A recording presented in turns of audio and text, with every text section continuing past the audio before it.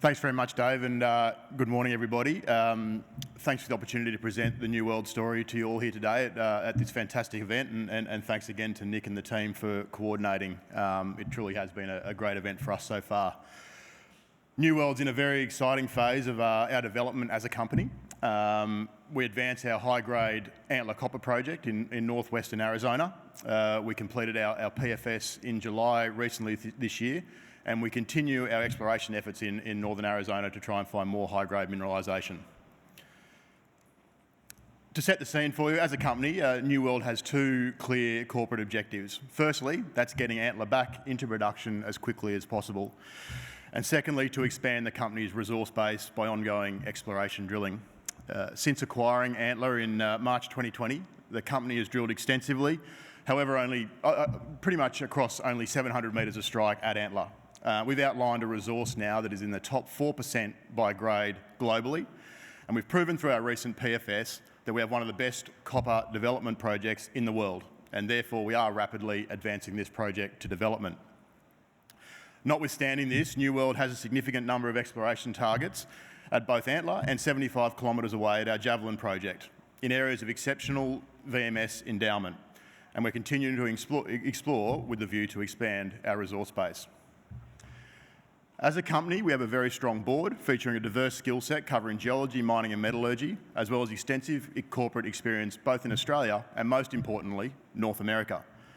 I'm proud to say this is my first presentation as the newly appointed MD of New World, having been involved with the board of the company since November 2022, and taking over from our previous MD, Mike Haynes, who's stepping down and taking a seat as a non-exec director on our board, and will continue to oversee our ongoing exploration efforts.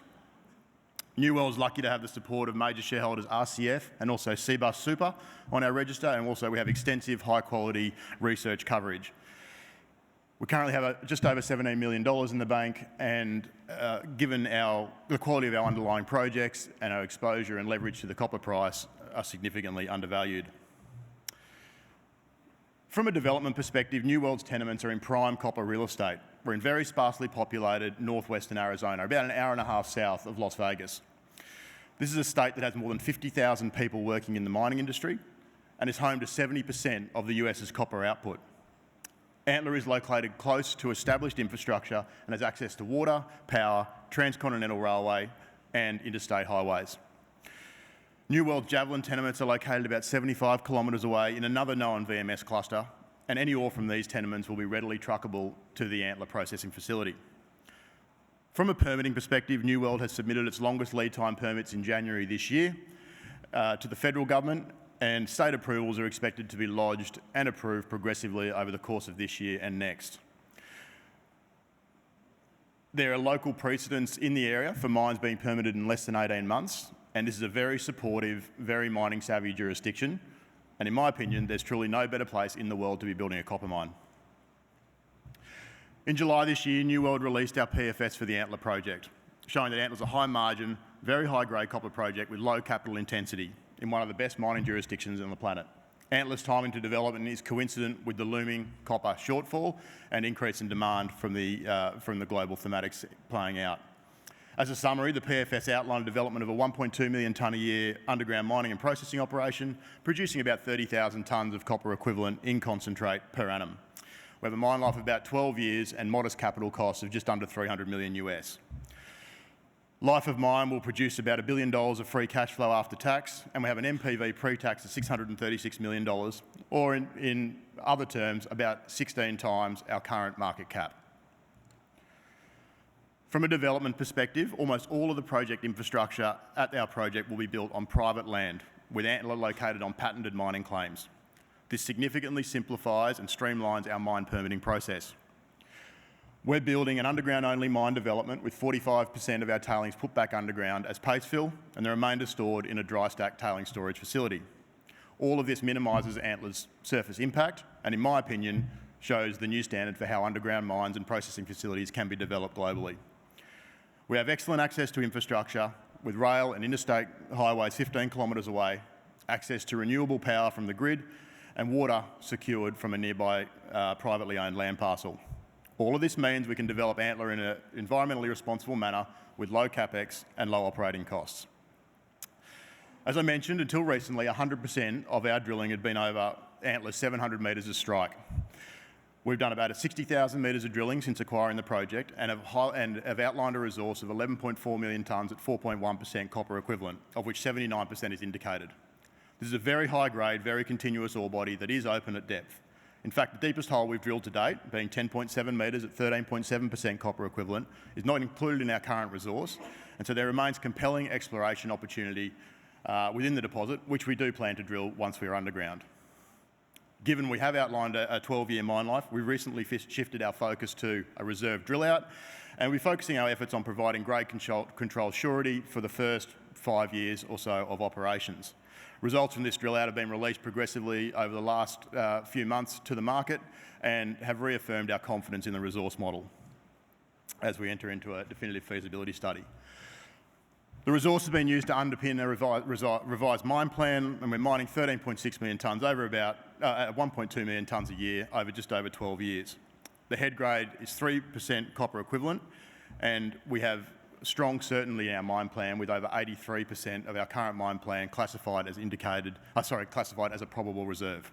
This is a conventional long-hole open stoping operation with paste backfill accessed via a single decline. The process route at Antler has been developed after undertaking 3 separate test work programs since we acquired the project, culminating most recently in lock cycle testing on a life of mine composite sample. This is a conventional polymetallic crush, grind, flow sheet, and based on this test work, we'll produce 3 concentrates, being a copper concentrate with gold credits, zinc concentrate, and a lead-silver concentrate. We've undertaken market soundings as part of our feasibility study, and however, importantly, from a financing and development perspective, no offtake agreements are currently in place, and we've ensured the attractiveness of this concentrate to the market with no deleterious elements whatsoever. Antler does have direct access to market through both the Port of Long Beach in California and the Port of Guaymas in Mexico. Guaymas itself is a significant concentrate export facility and handles the majority of the exported concentrate from southern Arizona, with companies like Freeport-McMoRan, Grupo Mexico and Rio Tinto using this facility extensively. We have a lot of flexibility in terms of our offtake, and discussions and terms provided to date confirming that these products will be highly sought after globally, but also importantly domestically in the US, where there are 3 copper smelters within several hours' drive of our project. The total pre-production capital requirement for Antler is just under $300 million and a forecast direct operating cost of $77 a tonne. This translates, when looking at the capital intensity and global cash cost curve, in the lowest quartile in both of these cases. This truly is a mine with one of the best cost profiles in development in the world. At our PFS price assumptions, the project generates very strong returns, including free cash flow per annum in US dollar terms of about $115 million per year, or 3 times our market cap per annum. These cash flows will allow us to attract about $200 million of project finance debt and significant flexibility in funding the remainder $100 million capital, looking at things like streaming options and other options available to us rather than just diluting equity holders. Developing a project in America on privately owned land is a significant advantage from it. You couple this with the fact that we are taking a best practice development approach to the project and minimising surface disturbances, we're very confident we'll be able to hit our timeframes in relation to our permitting process. In addition to our federal permit application, we have prepared and will be submitting our state permits progressively over the next few months, and we're anticipating that all of our approvals will be in place by late 2025. We have developed an outreach and engagement plan to engage with the local and wider communities who may wish to provide input on our project, and we've begun to build our US-based development team. Importantly, this mine was in production in the 1970s, and so this is a restart of a historic operation, which again will significantly streamline our permitting process. Turning now to our regional exploration, across our tenement portfolio we have access to significant untested exploration potential, including 8 known VMS deposits with previous production, 2 located at Antler and 6 at the Javelin project 75 kilometres away, where we have a 5,000 acre land package. Whilst all of these past producers are modest in size, including Antler, which only produced 70,000 tonnes in the 1970s, they are all of exceptional grade, of greater than 5% copper equivalent. And given the propensity of VMS deposits to occur in clusters, we think the likelihood of finding more mineralisation is strong. These project areas have yielded 17 priority drill targets for us, and presently we have one rig focused on early stage exploration and one rig focused on further defining the Antler resource, and we'll continue to explore in close proximity to our current Antler development project. We're progressively releasing exploration results to the market as they come to hand, and are confident that we can continue to deliver some exceptional high-grade mineralisation over the coming months.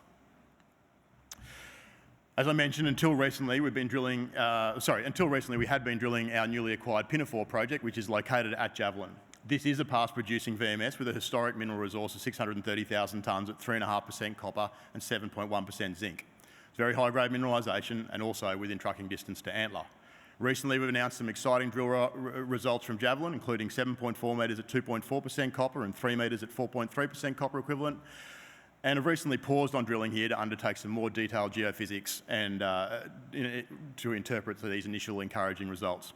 Importantly, this project is located on private land as well and has alteration over 1,200 metres of strike and many exciting drilling opportunities. At Antler, we have multiple geochemical and geophysical targets that we've recently commenced drilling, and there's been no drilling between Antler and the Copper World VMS deposit 6 kilometres away until recently, with multiple lookalike coincident IP and geochem targets over this 6 kilometres of strike. This is a fairly busy slide, however, does outline the work streams that are upcoming for New World over the next little while as we get Antler back into production. From a permitting and development perspective, we're targeting approval of all of our federal and state permits by the end of 2025, and assuming that the project is assessed under an environmental assessment, we're expecting, this is assuming that the project is approved under environmental assessment, which is our expectation. Most notably, there's a precedent nearby that was permitted in 2020, the Moss Gold Mine, and that was completed from start to finish, which was an open pit heap leach project on federal land. So we are confident that we can hit our permitting timelines as communicated to the market. Our DFS has commenced, and the company is targeting construction in 2026 and production in 2027. All the while, we'll be continuing our exploration in areas rich in VMS endowment. In summary, we believe that Antler has all the hallmarks of the ASX's next significant copper producer. We have outstanding projects, both development and exploration. We have very robust economics at Antler with a standalone, high-margin, low capital intensity development plan, and importantly, we have exceptional timing. We have near-term production coincident with the emerging copper super cycle, flexibility with our offtake, and multiple upcoming milestones and significant news flow relating to the development and exploration. Many thanks to you all for attending today and your interest in New World, and I'm happy to answer any questions that may arise at the booth afterwards. Thanks, Dave.